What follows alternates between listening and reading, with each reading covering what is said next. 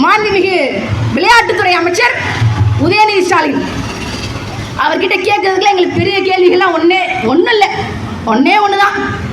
யாருக்காக இந்த F4 car race? யாருக்காக ஐயா உதயநிதி அவர்களே? யாருக்காக இந்த கார் ரேஸ்? யாருக்காக? எத்தனை கோடிகள், எத்தனை செலவுகள் ஐயா உதயநிதி? இந்த F4 கார் ரேஸ் யாருக்காக? எந்த சென்னையிலேருந்து கன்னியாகுமரி வரைக்கும் இருங்க, 38 மாவட்டங்களில் எந்த மாவட்டத்தில் யாரோ ஒருத்தர் இப்படி போராடி எங்களுக்கு சென்னையில் F4 கார் ரேஸ் வேணும்னு சொல்லி யார் போராடினா? அதே நேரத்தில் தமிழ்நாடு முழுக்க தினந்தோறும் ஆட்சியரை பார்த்து, ஆணையாளரை பார்த்து எங்களுக்கு மதுபான கடை வேணாம், டாஸ்மாக் கடை வேணாம்னு சொல்லி எத்தனை மனுக்கள் கொடுக்குது.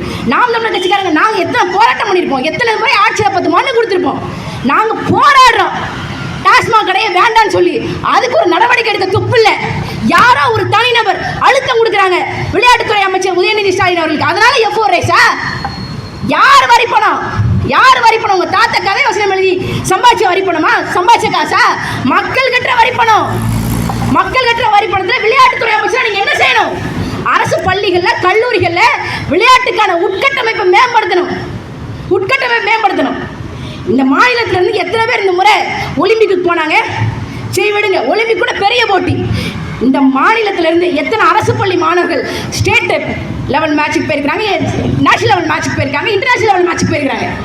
ஒரு நகரத்தில் இருக்கக்கூடிய அரசு பள்ளியில், அரசு கல்லூரியில் கூட விளையாட்டுக்கான உட்கட்டமைப்பு வசதி கிடையாது. இந்த லட்சணத்தில் F4 கார் ரேஸ் நடத்த போறீங்க, வெக்கமா இல்லை? எங்க அண்ணன் சொல்றதா, விளையாட்டுத்துறைக்கு அமைச்சராக இருக்கலாம் ராஜா, ஆனால் விளையாட்டுத்தனமா இருக்கக்கூடாது.